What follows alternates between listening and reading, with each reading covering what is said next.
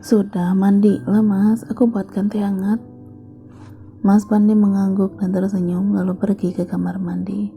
Sementara Karin turun ke dapur untuk membuatkannya teh hangat. Ketika kembali ke atas, Mas Pandi baru aja keluar kamar mandi seraya menggosok rambut basahnya dengan handuk kecil. Karin meletakkan teh itu di atas meja rias, lalu menuntunnya agar duduk di sana. Karin mengambil alih handuk kecil tersebut, lalu membantunya mengeringkan rambut. Dia memang tidak suka mengeringkan rambutnya dengan hair dryer. Segarnya, ucapnya setelah meneguk teh hangat tersebut. Bisa tolong ambilkan tas kerjaku sayang? Karin berjalan menuju sofa lalu kembali dengan membawa tas kerja hitam miliknya. Ini, bukalah, ambil kotak kecil di dalamnya. Tanpa banyak bertanya, Karin melakukan apa yang diperintahkannya. Karin tertegun menatap sebuah kotak hitam dengan pita merah muda di tangan.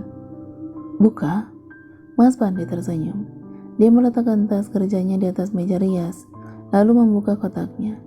Sebuah kalung dengan liontin bulan sabit membuat Karin tersenyum dan menatap kagum. Ini untukmu, ucap Mas Pandi seraya berdiri lalu mengambil kalung itu dari tangannya. Biar mas yang pakaikan. Karin mengangguk lalu melepas himar dan merapikan rambut yang terurai. Mas Pandi pergi ke belakangnya, menyibak rambut, lalu memakaikan kalung indah tersebut. Membuatnya tersenyum bahagia seraya mengusap liontinnya. Tak lama Mas Pandi memutar tubuhnya hingga mereka berhadapan. Bagaimana? Kamu suka? Karin mengangguk cepat. Suka mas, terima kasih. Bagus tidak? Tidak, jawab Karin yang membuat senyumannya seketika lenyap. Ini tidak bagus mas, tapi indah. Mas Pandi kembali tersenyum lega, lalu tergagap pelan. Kamu membuat mas kaget aja, protesnya seraya mencubit gemas hidungnya. Maaf, Karin mengelum senyum seraya mengusap hidung. Kamu tidak mau memberiku hadiah juga? Hadiah? Tapi aku belum beli apapun. Aku tidak tahu kalau... Perkataannya teredam saat Mas Pandi menyatukan bibir mereka begitu saja, membuat Karin sempat tertegun sejenak dengan mata mengerja pelan. Aku tidak minta hadiah barang, aku minta hadiah yang lebih berharga dari itu semua, ujarnya setelah menarik wajahnya kembali. Apa itu? Jiwa dan ragamu, bisiknya seraya menatap lekat mata Karin, membuat hatinya bergetar seiring detak jantungnya berdegup kencang. Selalu seperti ini, meski mereka udah sering bersama, tapi Karin tetap tidak bisa mengendalikan rasa gugup dan debar-debar di dada. Setiap hari dia selalu berhasil membuatnya jatuh cinta lagi dan lagi. Tetaplah di sisiku selamanya, jangan pernah meninggalkan aku, karena kehilanganmu bisa membuat semuanya terasa hampa, bagaikan hidup, tapi tidak bernyawa. Karin tersenyum haru, lalu mengangguk. Kedua sudut bibir Mas Pandi terangkat naik. Dia memegang kedua bahunya, mendaratkan kecupan hangat di kening, lalu memeluknya dengan erat. Aku sangat suka kalau memelukmu seperti ini, sayang. Aku bisa dengan bangga mengatakan pada dunia bahwa kamu adalah milikku. Aku juga beruntung dicintai pria sebaik dirimu, Mas. Balas Karin dengan mata terpejam dan seolah senyum bahagia. Mas Pandi mengurai pelukan, menangkup kedua pipinya dengan lembut. Mereka saling menatap dalam diam, hingga akhirnya tidak ada lagi jarak di antara wajah mereka. Untuk beberapa saat mereka berdua saling melebur rindu yang selalu mempuncak di dada meskipun bertemu setiap hari. Tangan Karin yang bertumpu di dadanya bahkan bisa merasakan dengan jelas tebaran kencang di dalam sana. Hingga tidak lama kemudian, ketukan pintu membuat mereka kembali saling menarik wajah dan menatap satu sama lain, lalu tertawa pelan. Ayo, Mas Pandi merayap jemari. Kamal cemburu dengan papa mamanya. Dia tersenyum lalu menuntun menuju pintu. Maaf pak, bu, Kamal nangis, ucap Biwati yang udah berdiri di depan pintu dengan senyum canggung. Tidak apa-apa, Bi, Karin tersenyum. Mas Pandi melepas tautan jemari mereka, lalu mengambil alih Kamal yang menangis dari gendongannya Bu Wati. Kenapa nangis? Haus ya? Mas Pandi membawanya menuju ranjang. Saya ke bawah lagi ya bu, mau siram tanaman? Pamitnya yang dijawab dengan anggukan. Karin mengayunkan kaki menuju Mas Pandi dan Kamal yang sudah berhenti menangis. Saat hendak memberikan ASI, dia menolak malah kembali bangun, lalu naik ke atas perut Mas Pandi yang juga tengah berbaring bersama mereka. Wah, ternyata nangisnya tadi hanya acting ya? Pura-pura haus biar ganggu papa dan mama kan? Ayo ngaku. Mas Pandi menciumi wajahnya dengan gemas hingga bayi itu tertawa geli. Karin tersenyum memandangi interaksi keduanya. Kebahagiaan ini sulit digambarkan dengan kata-kata. Memiliki Mas Pandi benar-benar anugerah dalam hidup. Allah memang maha adil. Setelah tangis dan melewati hari-hari yang penuh luka, kini kehidupannya dipenuhi dengan senyuman dan tawa bahagia. Meskipun Karin yakin bahwa rumah tangga tidak akan pernah luput dari masalah, akan selalu ada ujian dan cobaan yang hadir menerpa.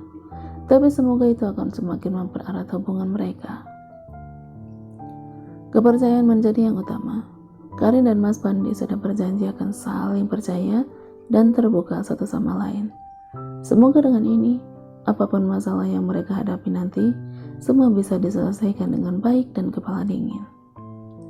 Sementara Malik melaju sedang membelah keramaian jalanan, sempat terbayang adegan ketiganya tadi seolah Fandi berubah menjadi dirinya. Malik tersenyum, menggeleng cepat demi mengusir pikiran yang sempat melintas itu. Karin udah bahagia, itu yang terpenting sekarang. Dia menghembuskan napas panjang saat sesak kembali mendera. Susah sekali melupakan segalanya tentang wanita berhati lembut itu. Mungkin Malik akan lebih mudah melupakan jika Karin tipe wanita pembangkang. Sayangnya, dia terlalu sempurna di matanya, hingga sulit menghapus segala perlakuan manisnya yang masih membekas. Assalamualaikum. Salamnya saat memasuki rumah. Waalaikumsalam. Papa yang sedang menonton televisi menoleh dan tersenyum. Mama mana, Pak? Tanyanya sembari mencium tangannya. Mama tidur. Sore-sore kok tidur, Pak? Tidak baik. Mamamu sedikit demam tadi, tapi udah Papa beri obat. Mama sakit? Tanyanya kaget. Papa mengangguk. Secepatnya Malik pergi ke kamar dan mendapati Mama sedang berbaring. Dia meraba keningnya dan tersenyum saat mendapati demamnya sudah tidak lagi terasa. Ma, panggilnya lembut seraya menggenggam tangannya. Mama harus sehat ya. Aku mau Mama bisa melihat Kamal sampai dewasa nanti. Dia mengecup punggung tangannya, lalu meletakkan kembali dengan hati-hati. Ketika hendak pergi, langkahnya terhenti saat merasakan genggaman lembut Mama di tangan. Malik kembali berbalik dan duduk di tepi ranjang. Mama menatapnya dengan mata yang berkaca-kaca. Kenapa, Ma? Apa ada yang sakit? Tanyanya khawatir seraya mengusap lembut rambutnya yang sudah sedikit memutih. Karin, susah payah dia menyebut nama mantan menantunya itu. Karin di rumahnya, Ma. Mama mau ketemu Karin. Mata Mama mengedip pelan sebagai isyarat perkataannya benar. Besok ya, Ma. Nanti coba aku hubungi Fandi untuk meminta izin darinya dulu. Mama mengangguk dengan bulir bening menetes dari kedua sudut matanya. Jangan nangis, Ma. Mama membuatku khawatir. Malik membaringkan tubuh di samping dan memeluk tubuhnya yang kini jauh terlihat lebih kurus dari dulu. Maaf, ulang Malik. Mama mengangguk pelan.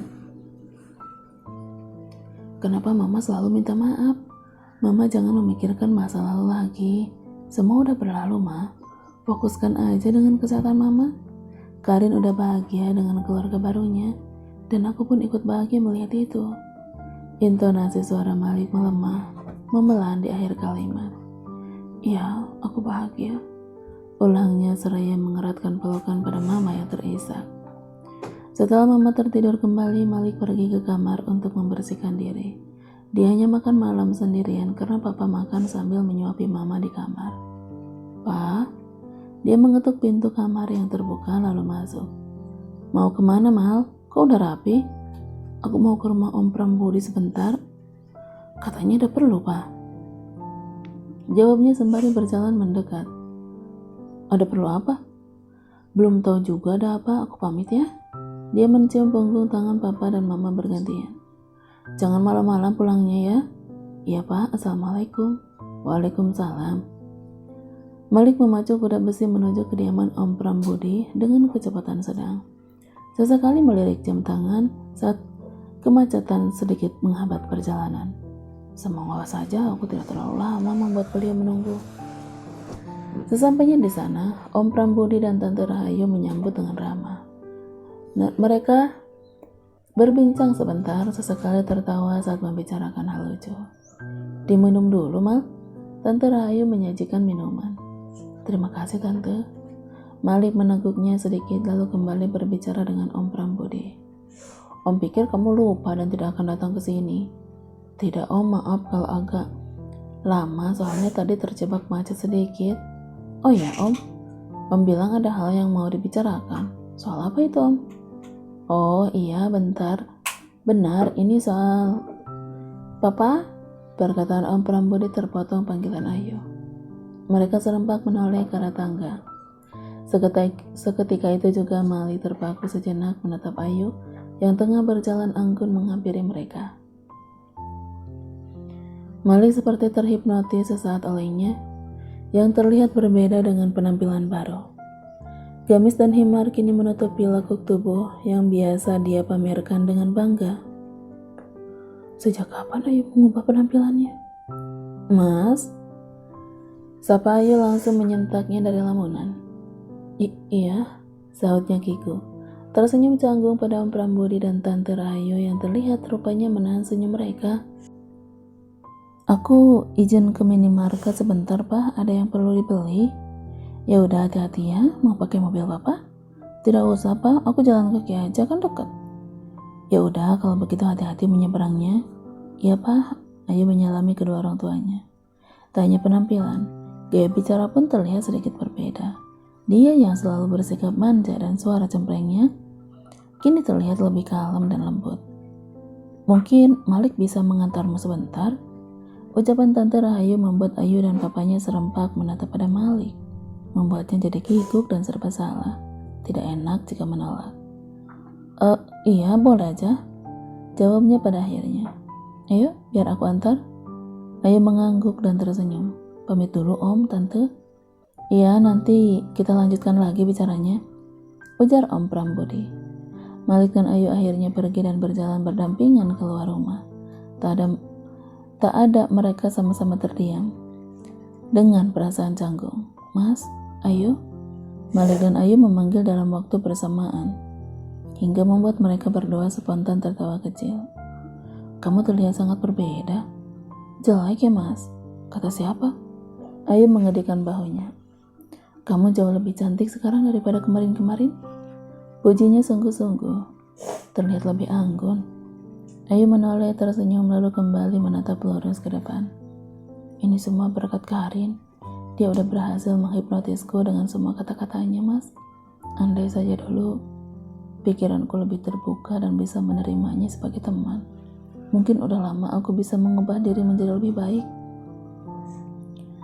Malik tersenyum bangga. Karin ternyata membawa perubahan baik terhadap Ayu. Dia memang istimewa. Sepulangnya mengantar Ayu dari minimarket terdekat, Malik kembali mengobrol bersama bapaknya. Sementara Ayu sendiri pergi ke kamar dan Tante Rahayu sendiri memilih menonton televisi. Setelah berbicara basa-basi, Om Prambudi ternyata berniat mengajak Malik bekerja di perusahaannya.